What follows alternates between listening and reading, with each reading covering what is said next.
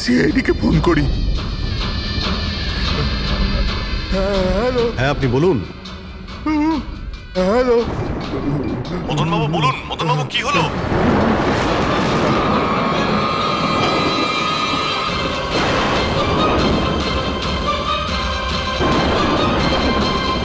না না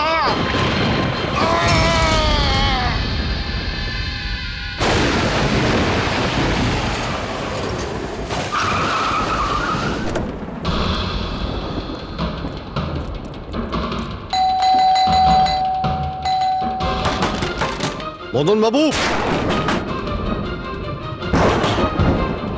মদনবাবু, মদনবাবু, মদনবাবু,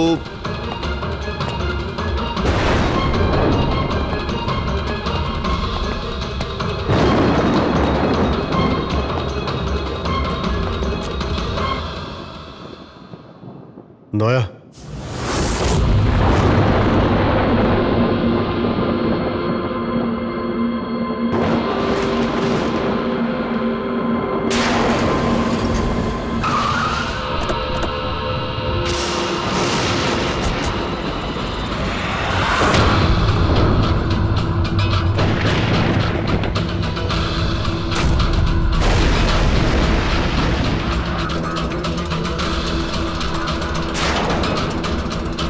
মদনবাবু, এই কে?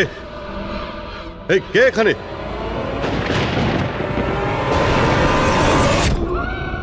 এটা কি?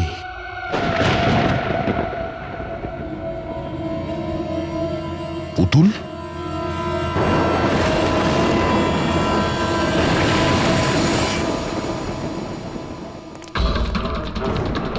অভিজিৎ, স্যার, আমরা দেরি করে ফেলেছি।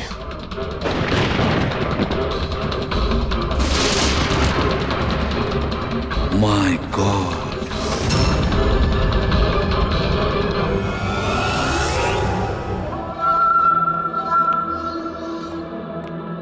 এই নিন। আস্তে আস্তে আস্তে।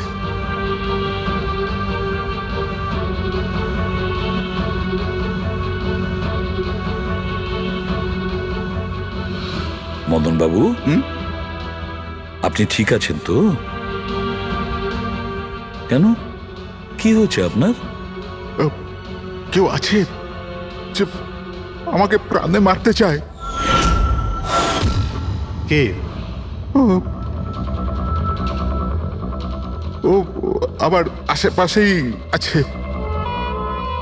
আমাকে কখনো একলা ছাড়ে না। হয়তো এখনো আমাকে দেখছে, শুনছে। দেখুন মদন বাবু, একদম চিন্তা করবেন না, আপনার কিচ্ছু হবে না, আমরা আছি না? মদনবাবু, আপনি কার কথা বলছেন? কে কে আপনাকে বিরক্ত করছে? পুতুল, কাঠের পুতুল। কাঠের পুতুল? না মানে ওটা ওরকম নয়, যারা কথা বলতে পারে না, অন্যের ইশারায় নাচে। এই কাঠ পুতুলগুলো কথা বলি, কথা বলতে পারে, নিজেরা চলে চলে ফিরে বেড়ায়।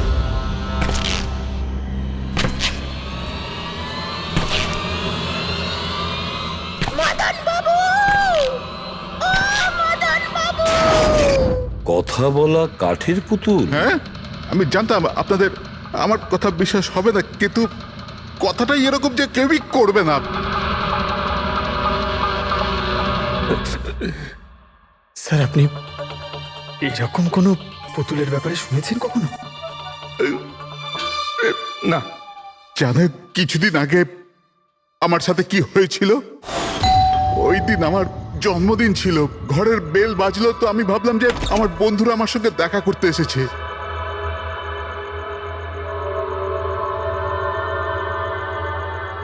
এত রাত্রে কে বেল বাজালো? অদ্ভুত তো।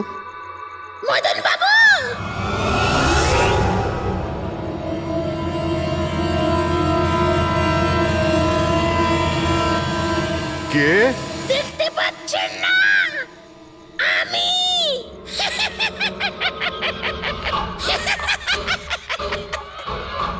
আরে আমি, এত অবাক হওয়ার প্রয়োজন নেই। জানেন কি এখানে আমি কেন এসেছি? কেন? তোমার প্রাণ নিতে। কি?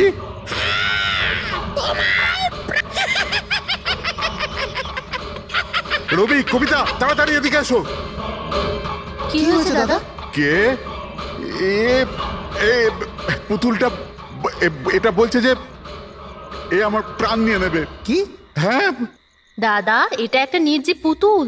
হ্যাঁ, ওটাই তো। তো এটা আপনার প্রাণ কি করে নেবে? দাদা, তুমি আমাদের সাথে মজা করছো? হ্যাঁ, না, তোমরা কি বলছো? রবি, আমি এরকম অদ্ভুত মজা কেন করব, তাও আজকের দিনে?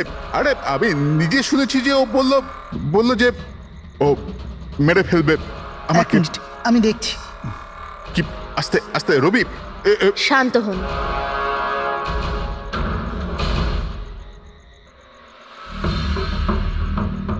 দাদা, মনে হচ্ছে তোমার সাথে কেউ মজা করেছে। এই কাঠের পুতুলের মধ্যে কেউ মনে হয় স্পিকার ফিট করেছে। চেক করো, হয়তো কোনো স্পিকার আছে।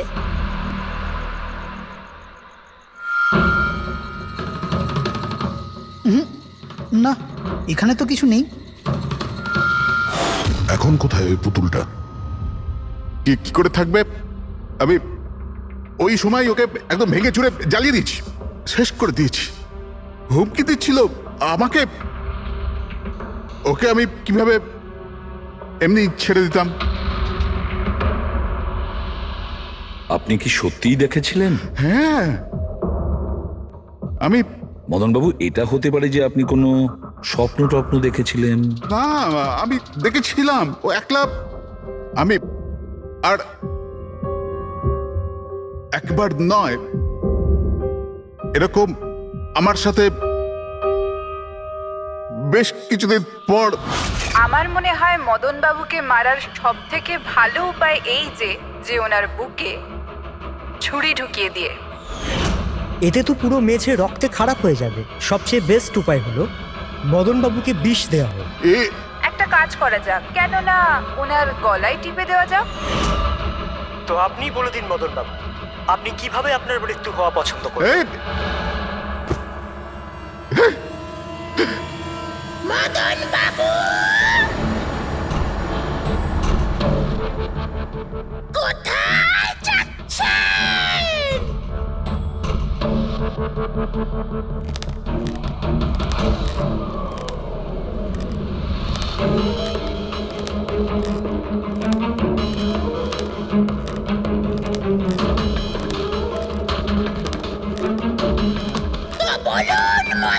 বাবু।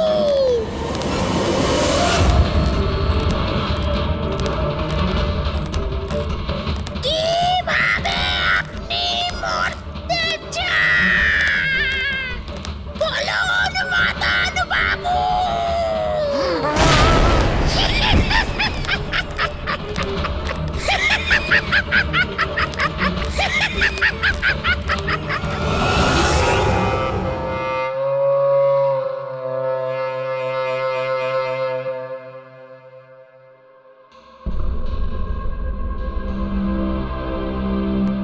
সত্যি মদনবাবুর প্রাণ সত্যি সংশয় ছিল।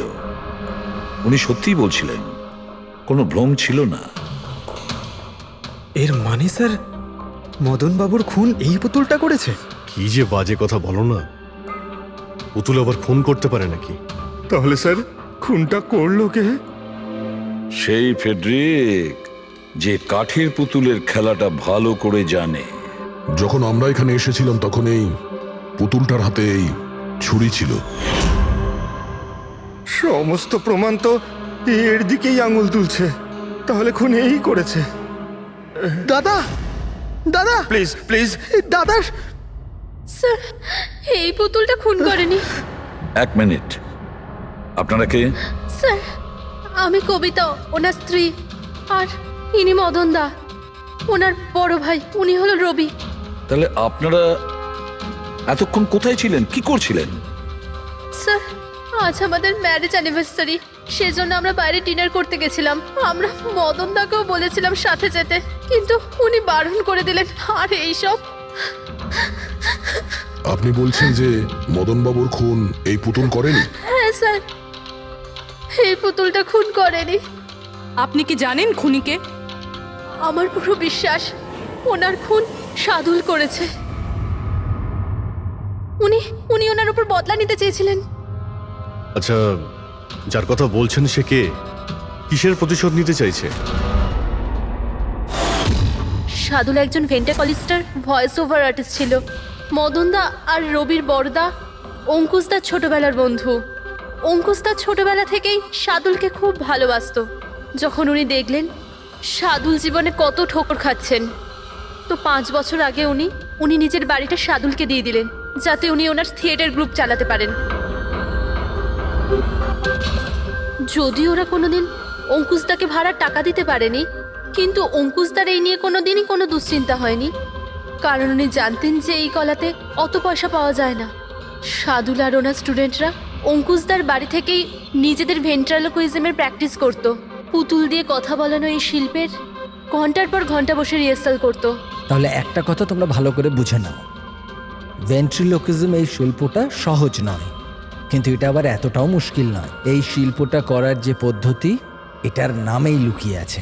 ভেন্ট্রিলোকিজম একটা ল্যাটিন শব্দ, যাতে ভেন্টারের মানে হচ্ছে পেট আর লোকি মানে হচ্ছে বলো। তাহলে ভেন্ট্রিলোকিজমের অর্থ পেট দিয়ে বলো। যেমন, হ্যালো বরুণ, কেমন আছো?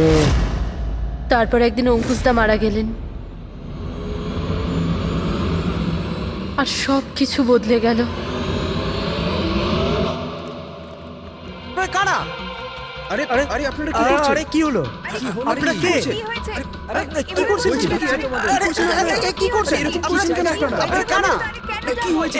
কি অসভ্যতা? আরে আপনারা চাইছেনটা কি? আরে রবি, বলবান, কি হচ্ছে এখানে? কি হচ্ছে? এই যে এতদিন ধরে তোমরা বিনা পয়সার ফুটুনি মারছিলে না, আজ থেকে বন্ধ হয়ে গেল। আমি এখানে কোনো ধর্মশালা খুলে রাখিনি। কিন্তু বলবন্ত, অঙ্কুশ তো বলেছিল যে কে অঙ্কুশ? যে মরে গেছে, যে আর বেঁচে নেই, পৃথিবীতে আর নেই। এতদিন পর্যন্ত ওর পদ্ধতিতে চলেছো, আজ থেকে আমার পদ্ধতিতে চলতে হবে। বুঝতে পেরেছো? চলো জায়গা ফাঁকা করো। রবি, বোঝাও তোমার দাদাকে। ও কি বোঝাবে আমাকে? আমি বুঝতে পারি তো সবকিছু। আর যদি এখানে থাকতেই হয় তো ভাড়া দিতে হবে। ভাড়া? হ্যাঁ, ভাড়া। কত ভাড়া দিতে হবে আমাদের? 4 লাখ। 4 লাখ? 4 লাখ টাকা তো আমাদের কাছে নেই। নেই যখন তখন খালি করো, না হলে আমি পুলিশকে ডেকে তোমাদের সবাইকে জেলে পাঠিয়ে দেবো, আর ওখানে থাকবার জন্য কোনো ভাড়াও দিতে হবে না। বলবন্ত, আমাদের কিছুটা সময় দাও। তাড়াতাড়ি আমরা কোথায় যাব? সময় টময় কিছু পাওয়া যাবে না। অনেক দেখেছি, অনেক হয়েছে তোমাদের তামাশা। চলো স্যার স্যার চলো। এরকম করবেন না প্লিজ স্যার, প্লিজ স্যার এরকম করবেন না আর স্যার 1 মিনিট, যতদিন না তোমরা আজ পর্যন্ত ওর ভাড়া দিচ্ছ, এই যে তোমাদের জিনিসপত্র পড়ে আছে না, আর এগুলো কি, এই কাঠপুতুলগুলো, এগুলো সব আমার কাছে থাকবে। কিন্তু তুমি এই সমস্ত জিনিস নিয়ে নিলে আমরা ভাড়া কি করে দেব? ওসব আমি জানি না। স্যার এরকম করবেন না স্যার, আমরা আপনার সব টাকা মিটিয়ে দেবো স্যার, প্লিজ। স্যার আপনার এগুলোকে নিষ্প্রাণ কাঠের পুতুল মনে হয়, কিন্তু আমাদের কাছে এগুলো প্রাণের সমান। ও ভাই ট্র্যাজেডি কিং, তোমার এই যে সব মেলোড্রামা আছে না, এগুলো আমার দাদা অঙ্কুশের সাথেই চলতো, আমার সাথে নয়। আর এই যে কি এ 4 লাখ টাকা রোজগার করে দেবে এই কাঠপুতুলগুলো। আরে 4 লাখ কি, 4,400 টাকাও রোজগার করে দিতে পারবেন এই কাঠপুতুলগুলো। জানো কেন? কারণ এই শিল্প শেষ হয়ে গেছে, জিরো। এই যে তোমাদের গুরু আছে না সাদুল, ওরই মতো কোনো কাজের নয়, লুজার, একজন লুজারও, বুঝলে? বেরো বেরো, এই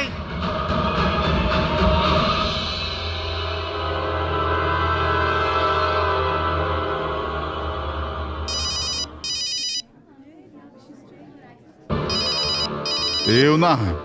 কে দাদা? আবার কে? সাদুল বারবার আমাকে এভাবে ফোন করে হুমকি দিচ্ছে। আমি দেখছি। হ্যালো আমি আসছি তোকে মারতে, এবার তোর জীবন কিছুদিনের অতিথি মাত্র। হ্যালো দাদা, আমার মনে হয় আমাদের পুলিশ স্টেশনে যাওয়া উচিত। পুলিশ ডিপার্টমেন্টে আমি একজনকে চিনি, হয়তো ও আমাদের সাহায্য করতে পারে। হ্যাঁ দাদা, আমি এটুকু বিশ্বাস করতে পারিনি যে এই সাদুল এত বড় পাগল হবে। আমাদের পুলিশের কাছে যাওয়া উচিত। কোনো লাভ নেই, এই সাদুল নিজের মোবাইল থেকে ফোন করছে না, কোনো ল্যান্ডলাইন নাম্বার থেকে করছে। Landline number? আমি খোঁজ নিচ্ছি নাম্বারটা কোথাকার। কি? এটা কি বলছো তুমি? হ্যাঁ ঠিক বলছি, এই নাম্বার এই হসপিটালের মর্গ রুমের। সাদুল আমাকে হসপিটালের মর্গের রুম থেকে কেন ফোন করবে? এই নাম্বার থেকে এনাদের কাছে ফোনে হুমকি দিচ্ছে, কাল রাত আর আজ সকালেও দিয়েছে, টানা 3 দিন ধরে আসছে। কে করছে এই কল? স্যার এই ফোন দিয়ে কারোরই ফোন করবার কোনো অনুমতি নেই। আমি সারাদিন এখানেই থাকি, এই ফোন থেকে কেউ কোনো ফোন করেনি।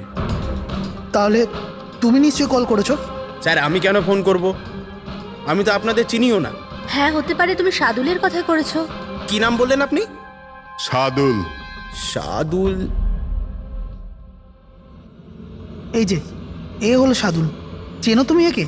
এ আপনাদের কি করে কল করবে? কেন করতে পারবে না কল?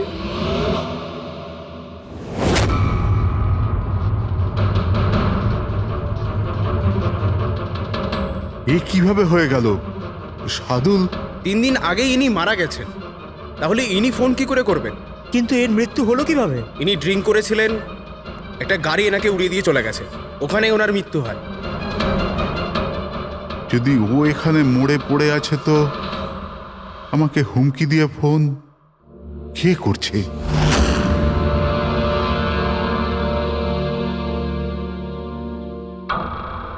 স্যার, হ্যাঁ, পুলিশের রেকর্ড অনুযায়ী তো এই সবকটা কল মর্গের ল্যান্ডলাইন থেকে এসেছিল। কিন্তু মর্গেন ল্যান্ডলাইন তো কেউ ইউজই করে না, তাহলে সব কি করে? পুরবি ভালো করে চেক করো, দেখো ব্যাপারটা কি। মনে হচ্ছে ব্যাপারটা গোলমেলে। স্যার হ্যাঁ, উনি কিচ্ছু জানতে পারবেন না, আপনি এরকম কেন বলছেন? কারণ সিআইডি স্যার জীবিত লোকেদের ধরতে পারে, আত্মাদের নয়। আর আমি জানি এটা সাদুলের আত্মাই করেছে। দেখুন, এই আত্মা বলে কিছুই হয় না।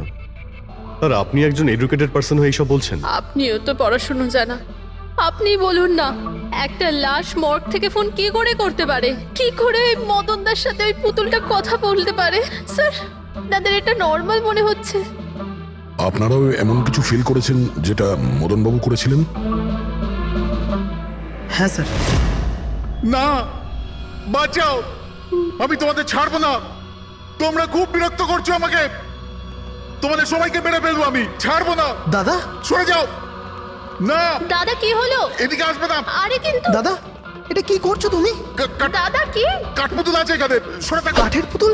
আমাকে মারতে এসেছে, আমি বলেছিলাম না। দাদা 1 মিনিট দাদা এটা কি করছো তুমি? রবি, এই এই আওয়াজটা ওপর থেকে আসছে। হ্যাঁ, কিন্তু উপরে তো কিছুই নেই, পুরো তো স্টোর রুম আছে আর একটা বন্ধ ঘর আছে। Store room? হ্যাঁ, ওই স্টোর রুমের মধ্যেই তো আমি সমস্ত কাঠপুতুলগুলো একটা বড় বাক্সের মধ্যে তালা লাগিয়ে বন্ধ করে রেখেছি। কাঠের পুতুল? ওগুলো সব বাইরে চলে এসছে। কিভাবে? কি?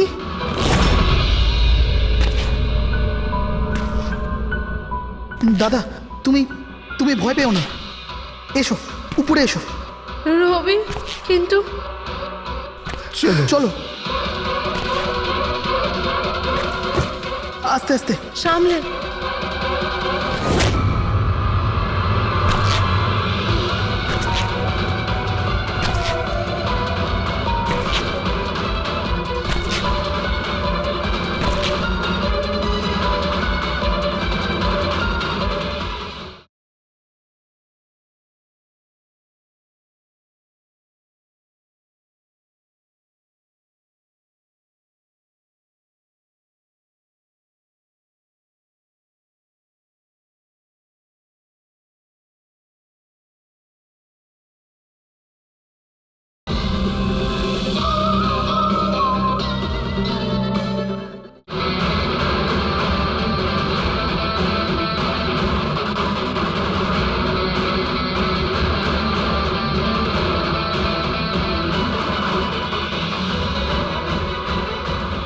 মদন বাবু! দাদা, আওয়াজ এই ঘর থেকে আসছে। হ্যাঁ, এসো।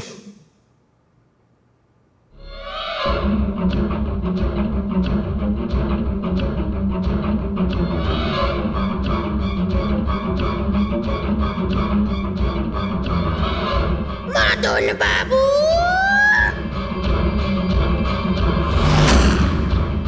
মদন বাবু! কেমন লাগলো আমার সাথে দেখা করে? ভাবলাম মারবার আগে একবার দেখা তো করে নি। আমি বলেছিলাম না কথা বলে। স্যার, মদন দাদা সব পুতুলগুলোকে বাক্সে বন্দি করে রেখেছিল, কিন্তু কি করে জানি না এই পুতুলগুলো কোথা কোথা থেকে বেরিয়ে আসছিল। আমরা ওই বাক্সটাও দেখতে চাই, ওই রুমটাও যেখানে ওই তোমরা কাঠের পুতুলটা দেখেছিলে, সেটা কোথায়? স্যার, দুটো ঘরই উপরে স্যার। চলো দেখাও। আসুন স্যার।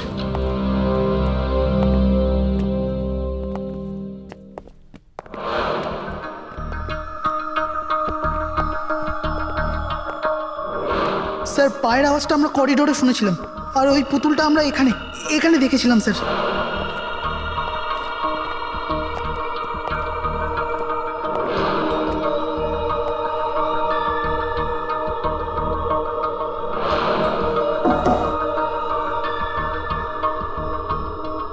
আচ্ছা, এটা বলুন যে এই রুমটা এত ফাঁকা কেন? স্যার, আমি ভেবেছিলাম কি এখানে ট্রেডমিল আর বাইসাইকেল রাখবো, একটু এক্সারসাইজ করব, কিন্তু সময় পাইনি।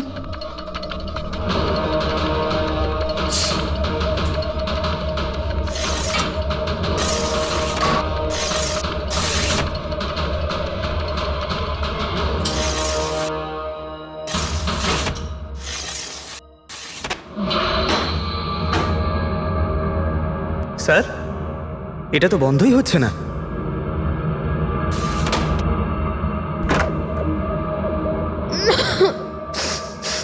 আসুন স্যার। স্যার, এই ওই পেটিগুলো যেখানে পুতুলগুলো বন্ধ করা আছে। একটু লাইটটা অন করবেন? হ্যাঁ।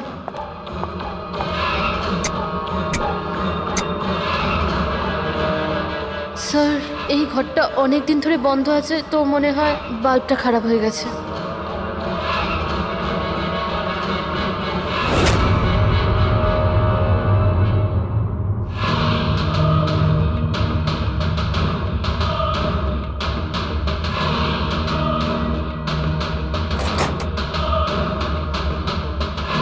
স্যার, প্রত্যেকটা বক্সে তালা লাগানো আছে।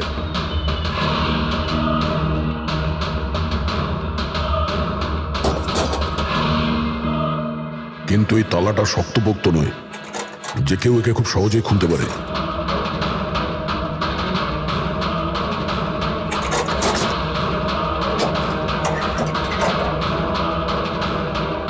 এতগুলো পুতুল,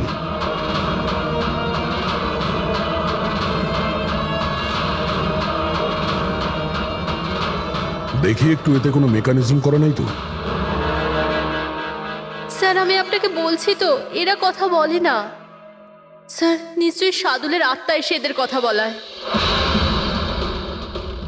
ভেতরে কোনো মেকানিজম কিন্তু কোনো স্পিকার তো নেই যার থেকে আওয়াজ আসবে। স্যার উনি কিন্তু ঠিক কথাই বলছেন, না তো কোনো মেকানিজম আছে না কোনো স্পিকার। কিন্তু তাহলে এই পুতুলগুলো কথা বলে কি করে?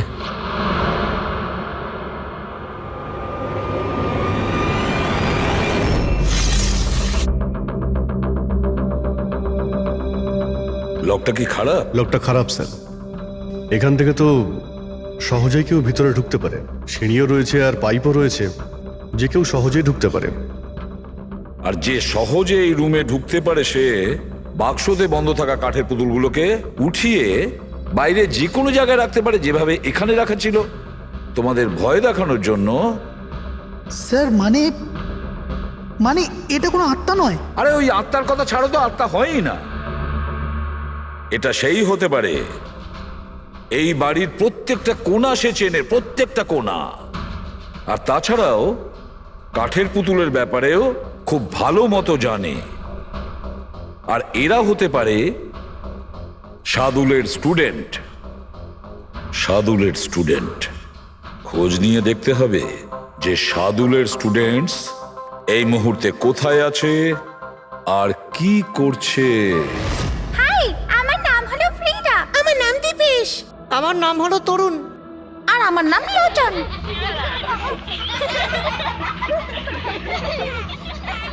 আজ আমি তোমাদের একটা দারুণ গল্প শোনাতে চলেছি। না, সবসময় কেন তুমি শোনাবে গল্প?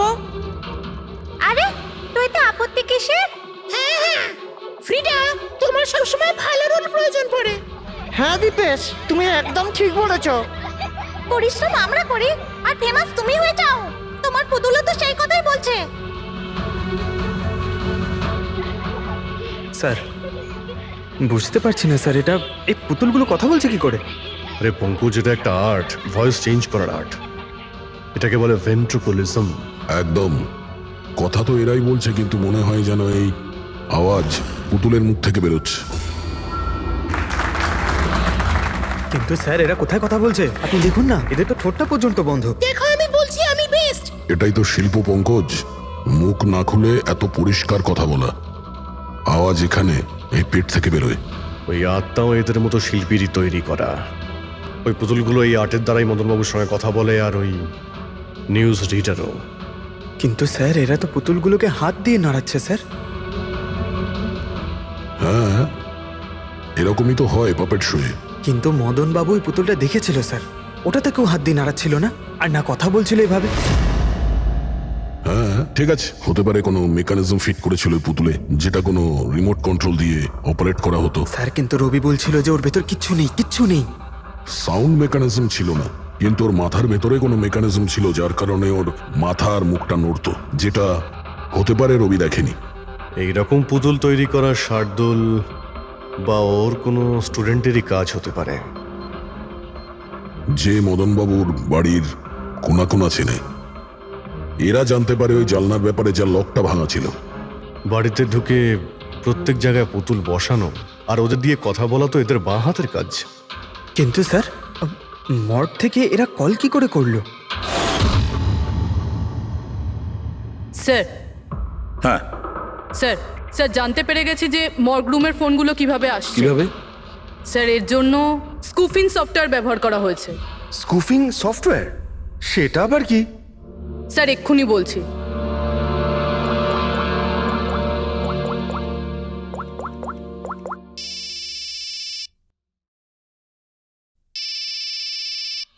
কি যন্ত্রণা! আমার ওয়াইফকে এখনই ফোন করতে হলো। হ্যাঁ স্যার, আমি কারেন্টের বিলটা দিতে না আবার ভুলে গেছি। মনে হয় লাইনটা কেটে দিয়ে গেছে। আমাকে বকবে বলেই ফোনটা করেছে। ফোনটা তোলা ঠিক হবে? ধরো, যাও তাড়াতাড়ি কথা বলে নাও। হ্যালো, হ্যাঁ আমি বাড়ি ফেরার সময় কারেন্টের বিলটা দিয়ে বাড়ি যাব। রেডি স্যার, এইবার কারেন্ট কেটেই যাবে। আরে পুরবি, তুমি ফোন করেছিলে? কিন্তু এটা তো আমার ওয়াইফের ফোন নাম্বার। পুরবি, এটা করলে কি করে? স্যার এটাই তো এই সফটওয়্যারের বিশেষত্ব। ফোন যেখান থেকেই করো, নাম্বার সেটাই দেখাবে যেটা আপনি চাইবেন। কিন্তু পুরবি, তুমি এই সফটওয়্যারটা পেলে কোথা থেকে? স্যার সাইবার ইউনিট থেকে নিয়েছি। আর স্যার এর সাহায্যে শুধু নাম্বারই নয়, বরং কোনো মানুষ তার লোকেশন পর্যন্ত ভুল বলতে পারে। ওরে বাবা রে, স্যার ভীষণ বিপজ্জনক সফটওয়্যার কিন্তু। খুনি মর্গের নাম্বার এই জন্যই ব্যবহার করেছে যাতে আমরা ভাবি এই পুরো ব্যাপারটা সাদুলের আত্মা করেছে, সাদুলের আত্মার কাজ।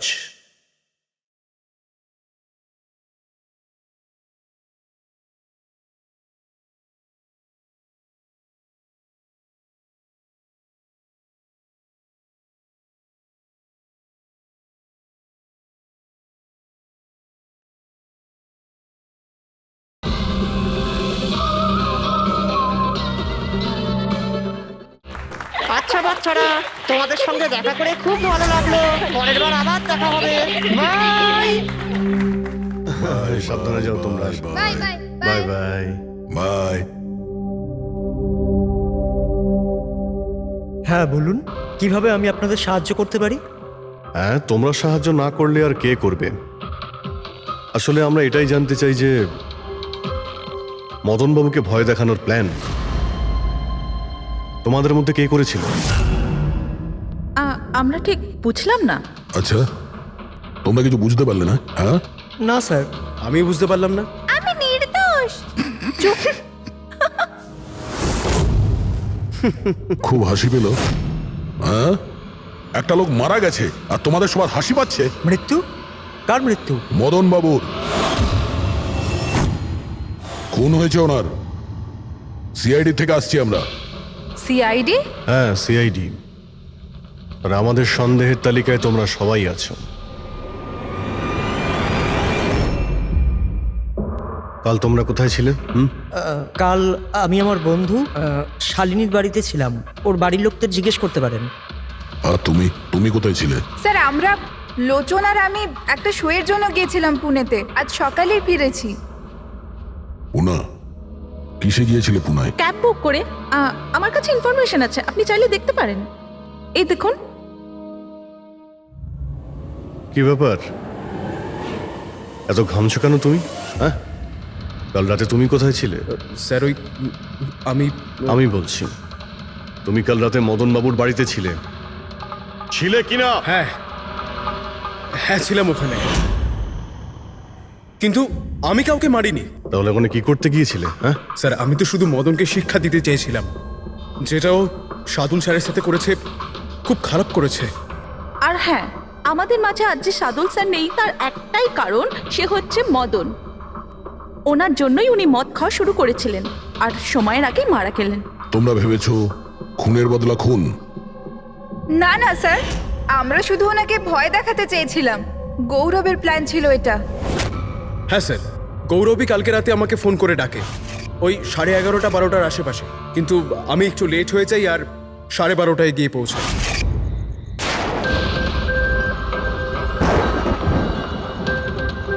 আজ তো এমনিতেই অনেক লেট হয়ে গেছি, মেরেই ফেলবে গৌরব আমাকে। চলে গেছে হয়তো ভিতরে, এবার ওকে ইশারা কি করে করবো?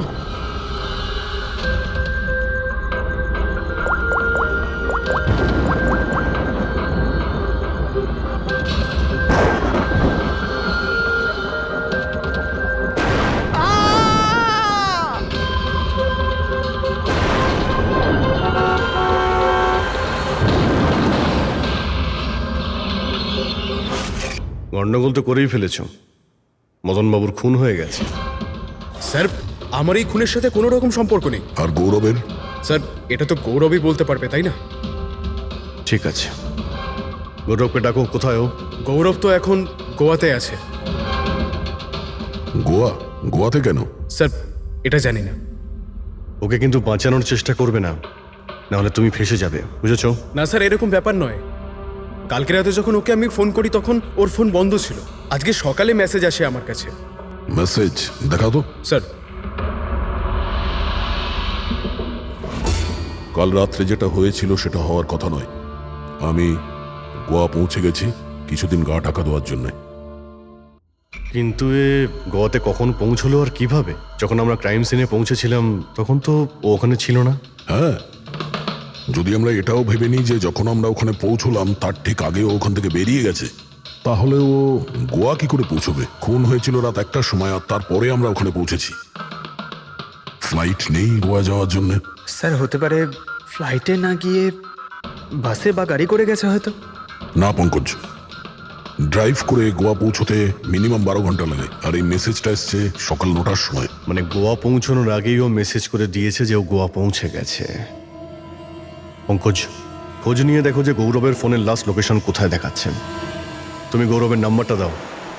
আচ্ছা ঠিক আছে, থ্যাংক ইউ স্যার। স্যার গৌরবের শেষ লোকেশন ছিল ওই মদনবাবুর বাড়ি, আর কাল রাত 11:30টার সময় ওর মোবাইল বন্ধ হয়েছে।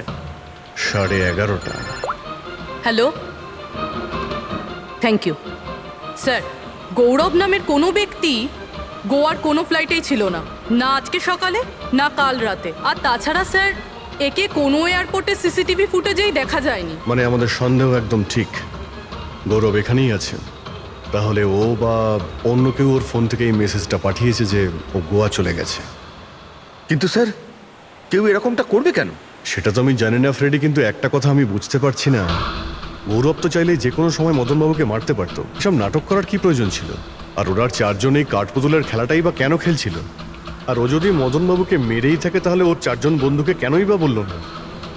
সন্দেহটা আমার এইখানেই। এর একটাই কারণ বস, হতে পারে গৌরবকে তাড়াহুড়োতে মদনবাবুকে মারতে হচ্ছে যখন ও ধরা পড়ে যায়, আর না হলে খুনি গৌরব না অন্য কেউ। স্যার, খুনি যদি অন্য কেউ হবে তাহলে এই গৌরব কোথায়? হতে পারে খুনি গৌরবকে মেরে গায়েব করে দিয়েছে, আর আমাদের সামনে এমন প্রমাণ ফেলে দিয়েছে যে আমাদের মনে হয় যে ও পালিয়ে বেড়াচ্ছে, গোয়াতে আছে ও। এই লোকটা ভাঙা রয়েছে। এই জানলা দিয়ে গৌরব আর ওর বন্ধুরা ভিতরে আসতো আর মদনবাবুকে ভয় দেখাতো। আর এই গৌরব কাল রাতে এখানে এসেছিল, তারপর থেকেই গায়েব হয়ে গেছে। তাহলে হতে পারে ওর সঙ্গে যা হয়েছে এখানেই হয়েছে। কিন্তু ওর সাথে যদি এখানে কিছু হয়ে থাকে তাহলে কিছু না কিছু তো ট্রেসেস পাওয়া উচিত। তাহলে একবার টেস্ট করে দেখা যাক। রবি, স্যার,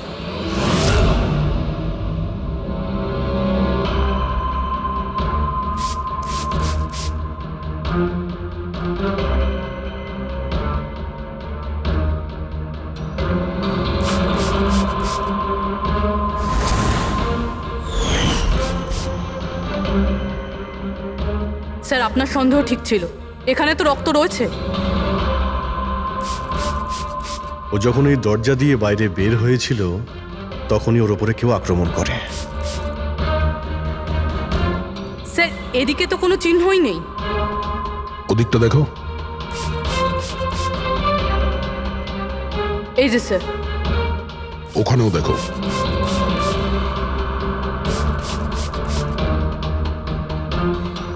ও, তার মানে হামলা করার পর গৌরবকে টেনে হিচড়ে স্টোর রুমের কাছে নিয়ে আসা হয়েছে।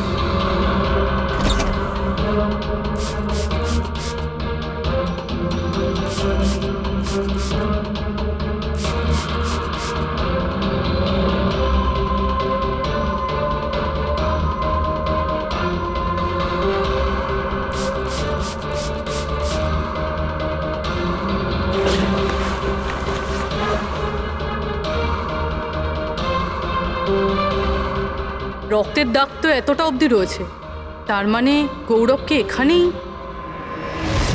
আর আমরা এখানে এলাম কিন্তু আমরা জানতেই পারলাম না। আর তারপরও গায়েব হয়ে যায়। মনে হচ্ছে এখন বডিটাকে কোথাও পুঁতে দিচ্ছে এই বাড়ির লোকেরা।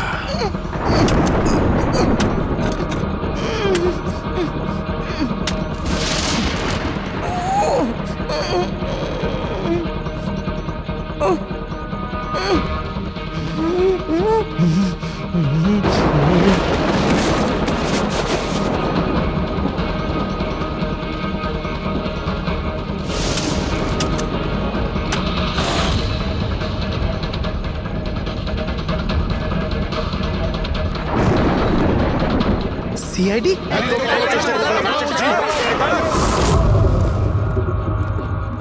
সরে যাও। পিছিয়ে যাও।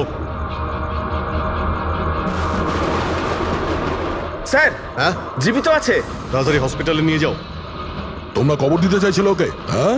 কিন্তু আপনি কি করে জানলেন আমরা এখানে? আজকাল মোবাইলের মাধ্যমে আমরা অপরাধীকে ধরে ফেলি।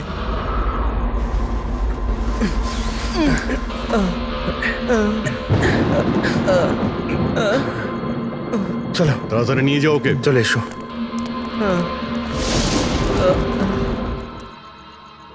ওই স্বার্থপর আর লোভী মানুষটার মরে যাওয়াই ঠিক ছিল। অঙ্কুশদা মারা যাওয়ার পর মদনদা নিজেই সব প্রপার্টি দখল করতে চেয়েছিল। আমরা কি পেতাম? লবণঙ্গা। আমরা এই প্ল্যানটা তখন বানালাম যখন বাড়িতেও ওই কাঠপুতুলের ঘটনাগুলো ঘটছিল। আমরা জানতাম স্যার কোনো আত্মা টাত্মার চক্কর নয়। এই জন্যই আমরা এক রাত জাগলাম যাতে এই পুতুলটার রহস্যের পর্দা খুলতে পারি। আর তারপরে তোমরা গৌরবকে ধরে ফেলো। হ্যাঁ,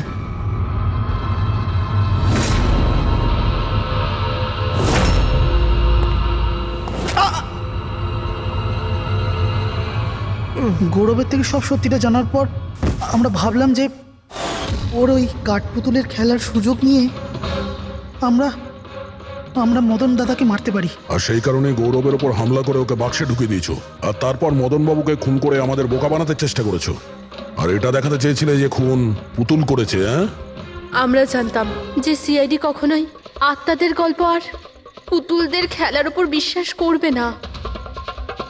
আর আপনারা সোজা সন্দেহ করবেন সাদুলের স্টুডেন্টদের, বিশেষ করে গৌরবের ওপর। আর আমাদের মিসলিড করার জন্য গোয়ার ওই মেসেজ পাঠিয়ে দিলে। হ্যাঁ, আমরা ভেবেছিলাম যে আপনারা সারা জীবন ধরে গৌরবকে এখানে ওখানে খুঁজতে থাকবেন আর আমরা ওকে মেরে এখানে পুঁতে দেবো। টাকার জন্য তোমরা নিজের দাদাকে মেরে ফেলেছো। কি করবে এই টাকা নিয়ে? আর না এখন এই টাকা তোমাদের জেলে যাওয়ার থেকে বাঁচাতে পারবে, আর না ফাঁসির দড়ি থেকে।